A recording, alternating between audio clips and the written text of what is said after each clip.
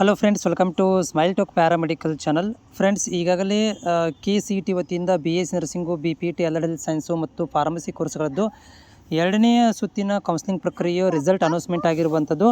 So ಈ ಮಧ್ಯದಲ್ಲಿ result announcement ಆದಮೇಲೆ ಭಾಳಷ್ಟು ಅಪ್ಡೇಟ್ಗಳನ್ನು ಕೂಡ ಮಾಡಿದ್ದಾರೆ KEದವರು. ಒಂದೊಂದಾಗಿ ಹೇಳ್ತಾ ಹೋಗ್ತೀನಿ. ಇಲ್ಲಿ ನೋಡಿ, ನಿಮಗೆ ಈಗ ಸೀಟ್ ಸಿಕ್ಕಿದೆ, ಇಷ್ಟ ಆಗಿಲ್ಲ ಕಾಲೇಜು, ನಾನು ನೆಕ್ಸ್ಟ್ ರೌಂಡಿಗೆ ಹೋಗ್ಬೇಕಂದ್ರೂ ಕೂಡ ಆಪ್ಷನ್ ಕೊಟ್ಟಿದ್ದಾರೆ. ಅದರ ಜೊತೆಗೆ ಇನ್ನೊಂದು ಏನಪ್ಪ ಅಂದರೆ, ಈಗ ಸ್ಟ್ರಿಕ್ಟಾಗಿ ಕೊಟ್ಟಿರುವಂಥ ಕಂಡೀಷನ್ ಏನಂತಂದರೆ, ಫ್ರೀಯಾಗಿ ಕೊಟ್ಟಿರುವಂಥ ಕಂಡೀಷನ್ ಅಂದರೆ ಚಾಯ್ಸ್ 1 ಮತ್ತು ಚಾಯ್ಸ್ 4ಗಳನ್ನು ಕೂಡ ಕೊಟ್ಟಿದ್ದಾರೆ.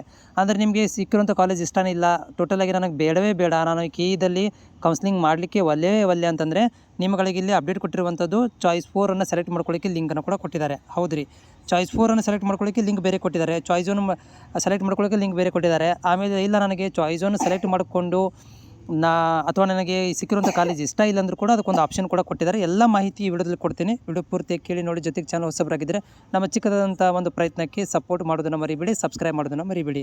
ಸೊ ಫ್ರೆಂಡ್ಸ್, ಇಲ್ಲಿ ಏನು ಮಾಡಬೇಕಪ್ಪ ಅಂತಂದರೆ, ನಿಮಗೆ ಸಿಕ್ಕಿರುವಂಥ ಕಾಲೇಜ್ ಇಷ್ಟ ಆಗಿದ್ದರೆ ನೀವು ಚಾಯ್ಸ್ 1 ಸೆಲೆಕ್ಟ್ ಮಾಡಿಕೊಂಡು ಅಡ್ಮಿಷನ್ ಆಗಬೇಕಾಗತ್ತೆ. ಸೊ ಅದಕ್ಕೆ ಸಂಬಂಧಪಟ್ಟಂತೆ ಇಲ್ಲಿ ಚಾಯ್ಸ್ ಮತ್ತು ದೃಢೀಕರಣ ಸ್ಲಿಪ್ಪನ್ನು ಡೌನ್ಲೋಡ್ ಮಾಡ್ಕೊಳ್ಳಿಕ್ಕೆ ಲಿಂಕನ್ನು ಬೇರೆ ಕೊಟ್ಟಿದ್ದಾರೆ. ಹೌದಾ?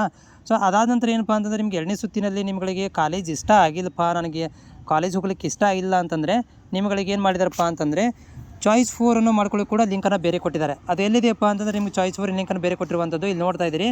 ಇದರಲ್ಲಿ ಬಂದಾಗ ನಿಮಗೆ ಇಲ್ಲಿ ಬೇರೆ ಕಾಣಿಸುತ್ತೆ. ಇಲ್ಲಿ ನಿಮಗೆ 25 ತಾರೀಕಿಗೆ ಹೋಗಬೇಕು. ಸ್ಕಾಲ್ ಮಾಡ್ತಾ ಹೋದರೂ ಕೂಡ ನಿಮಗೆ ಇಲ್ಲಿ ಡೀಟೇಲ್ಸ್ ಹಾಕೊಟ್ಟಿದೆ. ಇಲ್ಲಿ ನೋಡ್ತಾ ಇದ್ದೀರಿ, ನಿರ್ಗಮನ. ಇಲ್ಲಿ ನೋಡಿ, ಚಾಯ್ಸ್ 4 KE ಕೌನ್ಸಿಲಿಂಗ್ ಪ್ರಕ್ರಿಯೆಯಿಂದ ನಿರ್ಗಮನ ಲಿಂಕನ್ನು ಕೂಡ ಇವರು ಕೊಟ್ಟಿದ್ದಾರೆ. ನೀವು ಸಪ್ರೇಟಾಗಿ ಲಿಂಕನ್ನು ಕ್ಲಿಕ್ ಮಾಡಿಕೊಂಡು ನೀವು ಎಕ್ಸಿಟ್ ಆಗ್ಬೋದು. ಎಕ್ಸಿಟ್ ಲಿಂಕನ್ನು ಕೂಡ ಬೇರೆ ಕೊಟ್ಟಿದ್ದಾರೆ.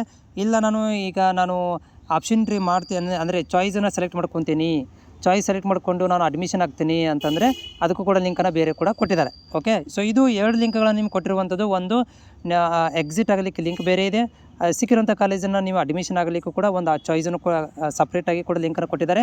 ಜೊತೆ ಕನ್ಫರ್ಮೇಷನ್ ಸ್ಲಿಪ್ಪನ್ನು ಡೌನ್ಲೋಡ್ ಮಾಡ್ಕೊಳ್ಳಿಕ್ಕೆ ಮತ್ತು ಚಾಯ್ಸನ್ನು ಎಂಟ್ರಿ ಮಾಡಲಿಕ್ಕೆ ಕೂಡ ಇದು ಸಪ್ರೇಟ್ ಆದಂಥ ಲಿಂಕನ್ನು ಕೊಟ್ಟಿರುವಂಥದ್ದು. ಹೀಗಾಗಿ ನೀವು ಇದರಲ್ಲಿ ಯಾವ್ದಾದ್ರು ಒಂದು ಚಾಯ್ಸನ್ನು ಮಾಡ್ಕೋಬೇಕಾಗುತ್ತೆ. ಆಮೇಲೆ ಇಲ್ಲಿ ನೋಡಿ, ಇನ್ನೊಂದೇನಪ್ಪ ಅಂತಂದರೆ, ಈಗ ನಾನು ಚಾಯ್ಸ್ 1 ಚಾಯ್ಸ್ 4 ಎರಡೂ ಬೇಡ ರೀ, ನನಗೆ ಈಗ ಏನು ಮಾಡ್ತೀನಪ್ಪ ಅಂತಂದರೆ, ನನಗಳಿಗೆ ಏನಂತಂದರೆ, ಈಗ ನಾನು ಸೀಟ್ ಕ್ಯಾನ್ಸಲ್ ಮಾಡಬೇಕು ಅಂತಂದರೆ ನಿಮಗೆ ಒಂದು ಆಪ್ಷನ್ ಇದೆ. ಇಲ್ಲಿ ನೋಡ್ತಾ ಇದ್ದೀರಿ, ಈ ಒಂದು ABದಲ್ಲಿ ಆಪ್ಷನ್ ಕೊಟ್ಟಿರುವಂಥದ್ದು ಚಾಯ್ಸ್ 1 ಆಯ್ಕೆ ಮಾಡುವ ಅಭ್ಯರ್ಥಿಗಳು ಹಂಚಿಕೆದ ಸೀಟಿಗೆ ಪ್ರವೇಶ ಕಡ್ಡಾಯವಾಗಿ ಪಡ್ಕೋಬೇಕು. ಅಂದರೆ ನೀವು ಅಡ್ಮಿಷನ್ ತೊಗೊಳ್ಳೇಬೇಕಾಗುತ್ತೆ. ಆದರೆ ಅಪ್ಗ್ರೇಡ್ ಮಾಡಿಕೊಳ್ಳಲು ಆಸಕ್ತಿ ಇದ್ದಲ್ಲಿ 3ನೇ ಸುತ್ತಿನ ಸೀಟ್ ಹಂಚಿಕೆಯಲ್ಲಿ ಲಾಗಿನ್ ಮಾಡುವ ಮೂಲಕ ಭಾಗವಹಿಸಲು 3ನೇ ಸುತ್ತಿನ ವೇಳಾಪಟ್ಟಿ ಪ್ರಕಟಿಸಿದ ನಂತರ ನೀವು 3ನೇ ಸುತ್ತಿನಲ್ಲಿ ಭಾಗವಹಿಸಬೇಕಪ್ಪ ಅಂದ್ರೆ ಅಪ್ಗ್ರೇಡ್ ಮಾಡ್ಕೋಬೇಕಾಗತ್ತೆ. ಯಾರು? ಚಾಯ್ಸ್ 1ಅನ್ನು ನೀವು ಆಯ್ಕೆ ಮಾಡಿಕೊಂಡು ಅಡ್ಮಿಷನ್ ಮಾಡ್ಕೊಳ್ಳೋದು ಕಡ್ಡಾಯ ಐತಿ.